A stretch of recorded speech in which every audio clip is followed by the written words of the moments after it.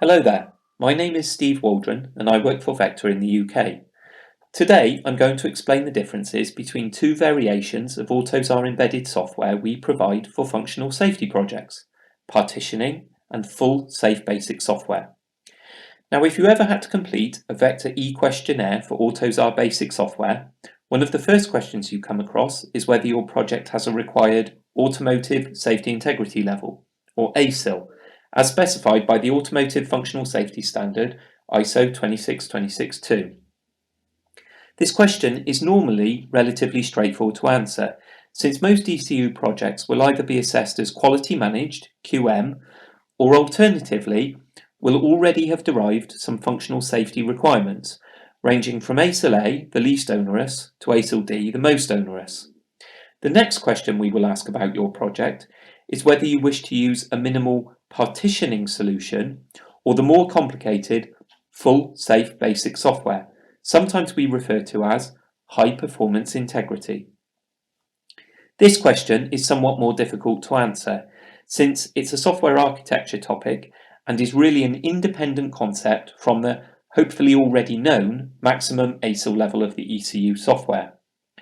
To begin with, let's look at the minimum components of basic software you need in your ECU to help you meet ISO 26262. It's a common misconception that in automotive ECUs, if you need to reach, for example, ASIL D, that all the software in the ECU needs to be developed according to that high safety integrity level.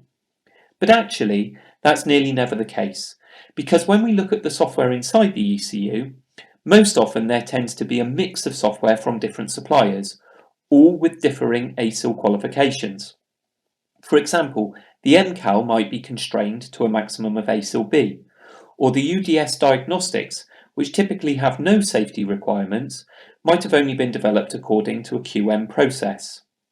And therefore we need a concept to ensure that the software that fulfills any safety requirements, the ASIL software, will run properly without being affected by any faults in the QM software. And this concept within ISO 26262 is called freedom from interference. Freedom from interference means that the safety-related software can run unimpeded by faults in the lower quality software parts, or at least those faults can be detected and some safe state handling can be performed. For example, let's say we have an element of QM software running inside the ECU, and because that software hasn't undergone a rigorous review process, as demanded by the ISO 26262 standards, there are a number of faults still present in that QM software. For instance, we might have missed an infinite loop that could cause the QM software to hang and starve the ASIL software from much needed runtime, or a rogue pointer within the QM software that could potentially write over and corrupt the stack of the safety related task. These types of faults need to be prevented, or at least detected, by the safety related software to ensure the concept of freedom from interference. There are three exemplary types of faults that can cause this interference, and they are spatial or memory violations, such as the rogue pointer example, temporal or timing violations, like the infinite loop example, and finally data violations, and that is where data is passed from one part of the software to another and becomes corrupted, for example when transmitting signals across a vehicle CAN bus. So let's take a look at the mechanisms we have within the AUTOSAR basic software to detect these faults. Firstly, for memory violations, we use the AUTOSAR operating system feature of memory protection. Whereas in a QM project, you would normally use the simple Scalability Class 1 operating system, in a functional safety project, you would select Scalability Class 3 or 4 that includes the additional feature of memory protection. The memory protection feature requires a memory protection unit on the microcontroller. The MPU can be configured to detect if a QM application performs a write outside of its allocated memory region, and if this happens, the MPU trap is handled by the operating system. The management of the MPU hardware is a feature with OS Scalability Class 3 or 4, And with the Scalability Class 4 operating system, you also benefit from the feature of timing protection, which could be used to detect timing violations. However, to use the timing protection of the operating system effectively, we would need to have a good understanding of the worst-case execution times of the application tasks. This is notoriously difficult to calculate accurately, especially within a preemptive system. So for timing protection, instead we would normally use the watchdog manager. Watchdogs have been used in vehicle ECUs for many years. If a timing violation is detected, like a software component becoming trapped in an infinite loop, then the watchdog doesn't get serviced and it will reset the main micro, bringing the ECU back into a known, safe state. An additional benefit of the AUTOSAR Watchdog Manager is that it offers a further feature called Program Flow Monitoring. Program flow monitoring allows us to inject checkpoints into critical parts of the safety-related code, and we can then check that those checkpoints not only run within a certain window of time, but also that they run in the correct order. Finally, we need to detect any data that may have become corrupted coming in from other software components, for example, data transmitted on the CAN bus. In AUTOSAR, the mechanism for data protection is called end-to-end protection, and what we do here is we use a small part of the data payload to carry a cycle redundancy check and a rolling counter. Now, CAN, of course, already has a CRC built into the hardware, but there's still a small chance that the data can become corrupted on the bus, but still pass the hardware CRC check. The end-to-end protection bolsters the existing hardware CRC with an additional software CRC to improve that failure rate. Also, with the inclusion of the rolling count, we can detect missed messages, stuck messages, or messages received out of sequence. The E2E CRC can also protect against memory corruption, for example if data is buffered in a gateway that forwards the protected data. The final part we have to take into consideration is the AUTOSAR Runtime Environment, the RTE. From Vector, we have parts of the RTE assessed and considered to be of high enough quality and reliability to be safe to use in a functional safety project. Within the Vector basic software deliveries, we also provide analysis tools that check your use of the safe RTE, just like you would use a static analysis tool to check for MICROSAR violations. And that's it. Partitioning, Safe OS, Safe Watchdog, end-to-end protection, and the Safe RTE.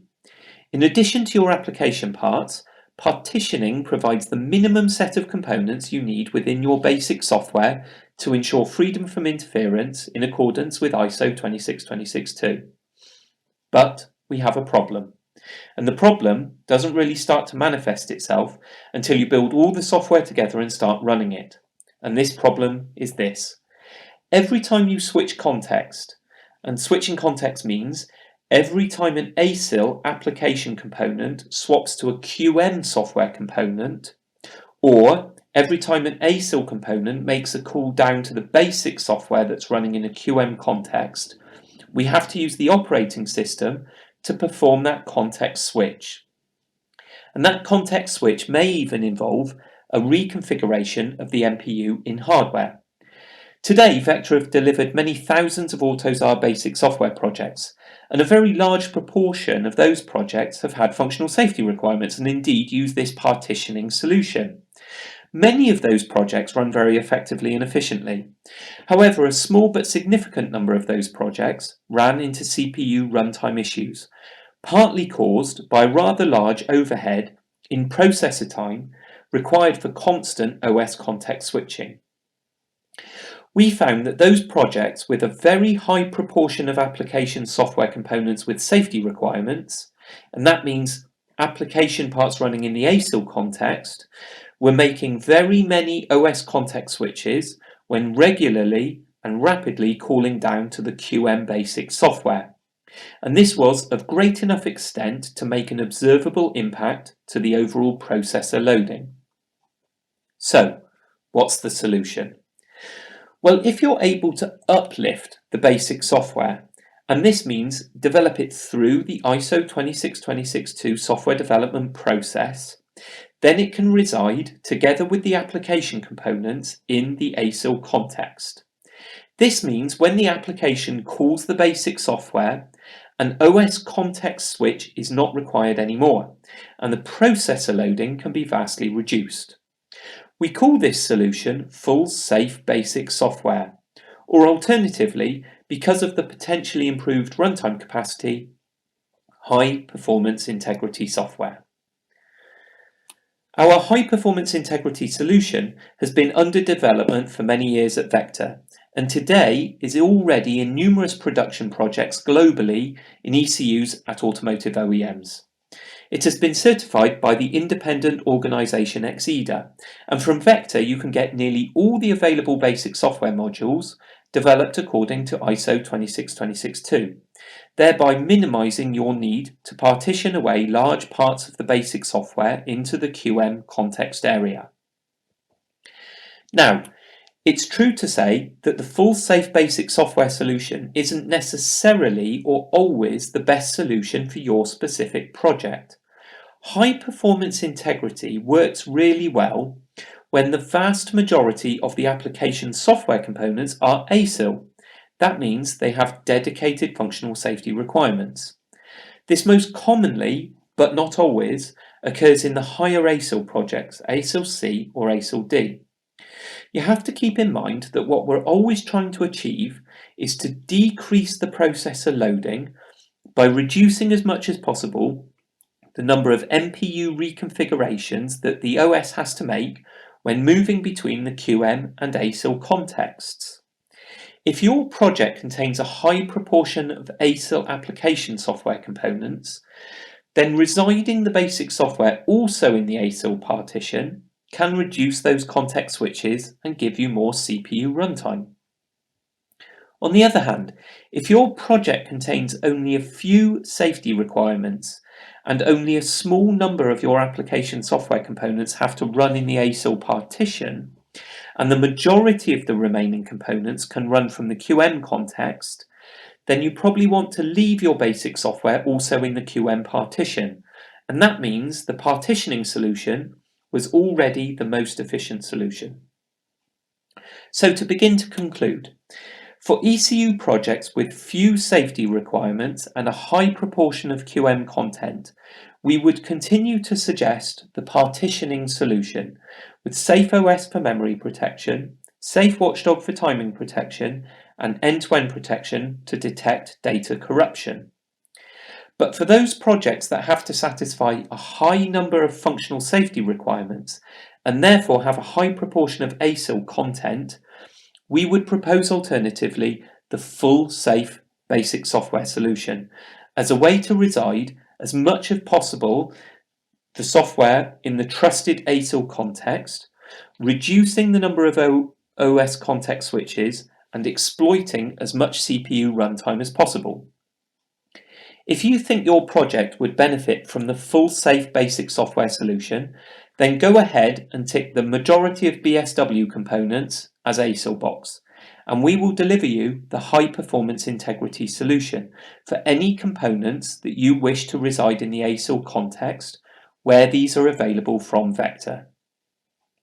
Finally, please remember that partitioning or full safe basic software is just one of many software architecture design decisions that you may have to make as part of your AUTOSAR project. Here at Vector, since AUTOSAR was established well over 10 years ago, we've delivered many hundreds of functional safety projects through to production. We can offer help and advice on any aspect of the basic software, as well as tooling to help you efficiently design and analyse the timing behaviour and potential improvement points in your ECU project. Just drop us a line and get in touch.